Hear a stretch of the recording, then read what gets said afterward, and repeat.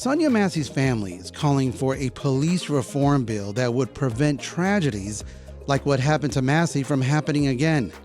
Just last month, Sonya Massey was shot in her own home by former Sangamon County Sheriff's Deputy Sean Grayson after calling 911 for help.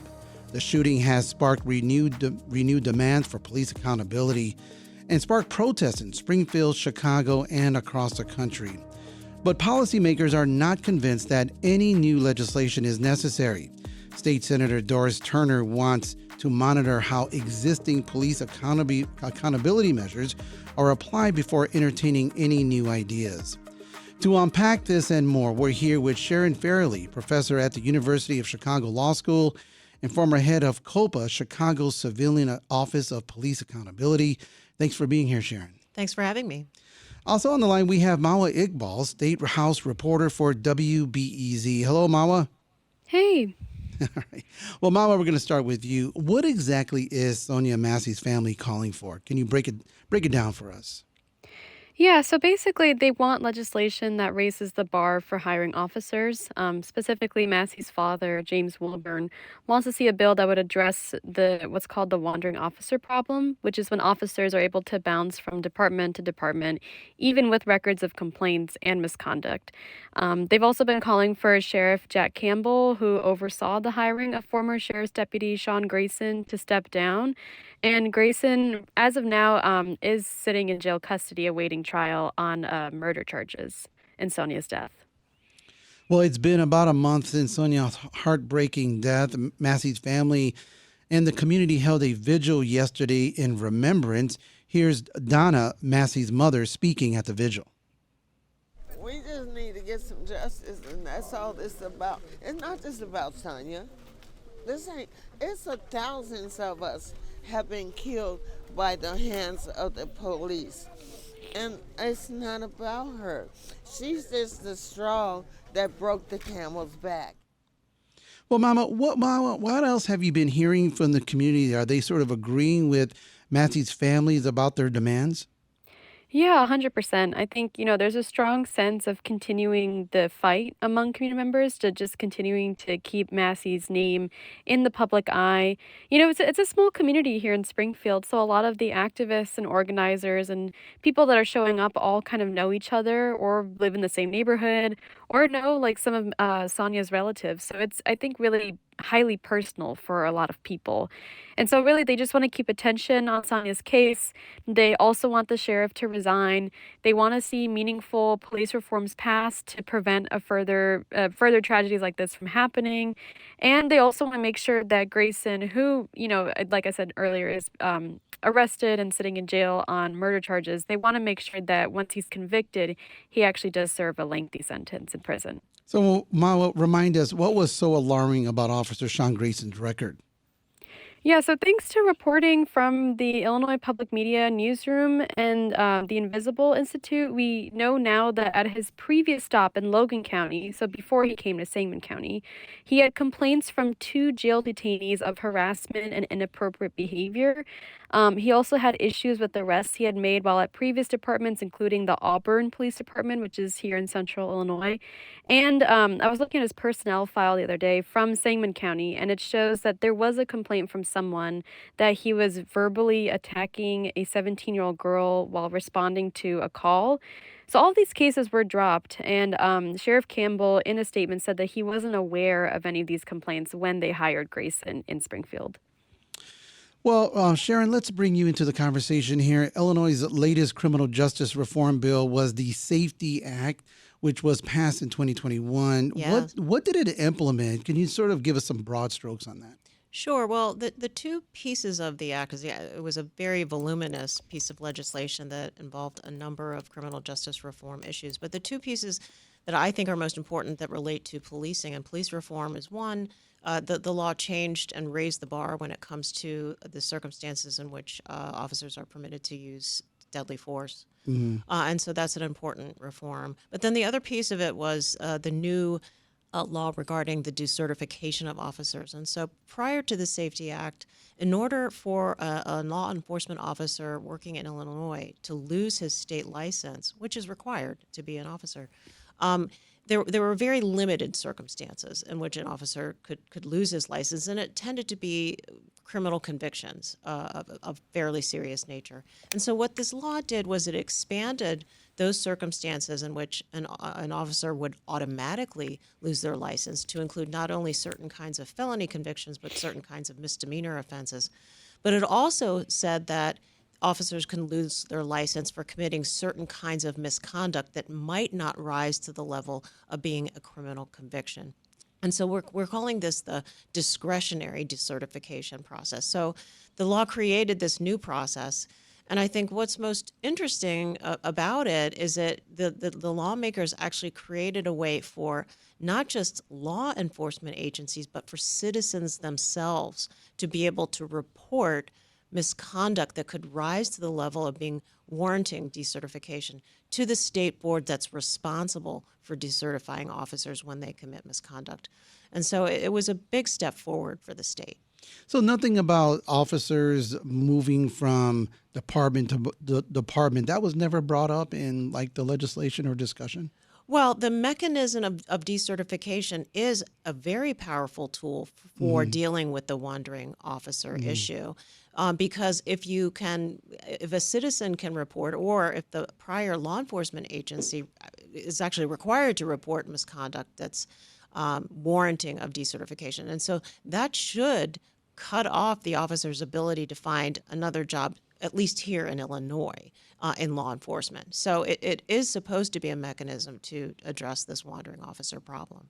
So, but before the shooting of Sonya Massey, Officer Sean Grayson's record was free of anything that would have led to an automatic decertification, correct? That's correct. I as far as I could tell, there was something in his background that I recall reading about, that there was in one of his positions, he had did some reporting that appeared to be incorrect or false. And his supervisor, what I read was his supervisor was really calling him out on whether or not this was an actual lie in a report or just a mistaken false information. And so that, to me, that's obviously conduct that would be decertifiable. Officers must be truthful, otherwise they really cannot serve in a law enforcement position. And so, unfortunately, that information did not work its way into the hiring process that happened at Sangamon County. And there's a lot of reasons for that, possibly. Supervisors at law enforcement agencies know that when you say an officer has lied, that's a career killer, right? Game over. Their law enforcement career is over. So sometimes they may be hesitant to make that kind of finding unless they're really, really, really sure that the person was actually lying and not just mistaken. And so sometimes these things just don't get reported. From our understanding, not a single officer has been discretionarily decertified since the Safety Act went into effect. Professor, why do you think that is? Well, it's my understanding from a report that was recently issued this past spring by a group called Impact for Equity that actually looked into this issue.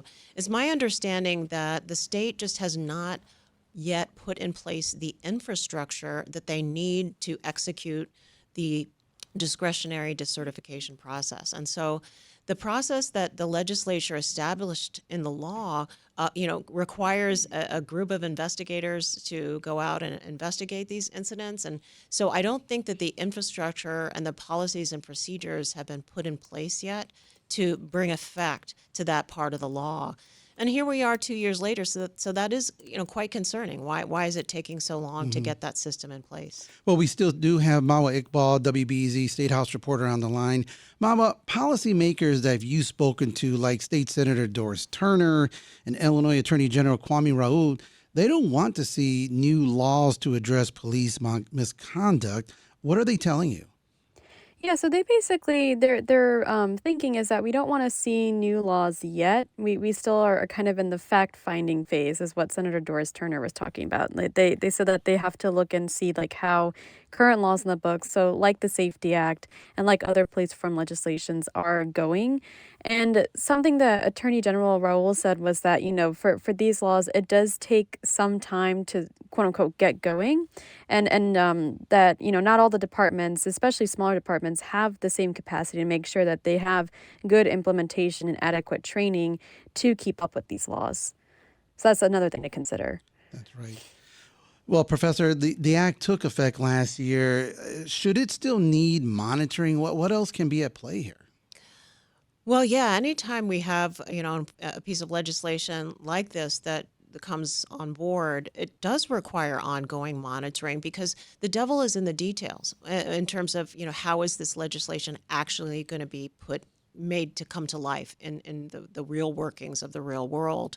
And that requires, people paying attention and looking and following up to saying, okay, this law was put in place, how are these things actually playing out in real life? And is the law actually doing what it's intended to do? And so that does require oversight. And I think that's one of the reasons why the group Impact for Equity did the analysis that they did to sort of see how these things are going. Well, just yesterday, Governor J.B. Pritzker spoke out about Sangamon County Sheriff Jack Campbell's decision to hire Sean Grayson. This is what Pritzker had to say. How did the sheriff end up hiring this person? I mean, no one hires somebody without checking out the hiree's background. And so I have a lot of questions, and I'm so far disappointed with the answers that I'm hearing from the sheriff. Mama, what do you think about the governor's comments yesterday? He seems like he's wanting some more answers on this. Yeah, it's interesting because just this morning at an unrelated press conference, Pritzker said he and Lieutenant Governor Juliana Stratton are now calling for Campbell to resign. He said basically that Campbell, quote, failed as a sheriff and, in hiring Grayson and also just failing to meet with the Massey family. It was really interesting because he really came at Campbell for this. He said that it just seems outrageous to me that they haven't met with the family yet to talk about reforms, talk about ways to go forward. And what's interesting, too, is that next week, the Sangamon County Board is having their board meeting. And so there are 3 council members that are planning to introduce what's called an advisory referendum to be put on the November ballot, basically on whether Sheriff Jack Campbell should resign or not over Sonya Massey's death. So that'll definitely be something to watch for. But it's definitely Pritzker and Stratton are now on a growing list of community members and activists and elected officials who are calling for Campbell to step down.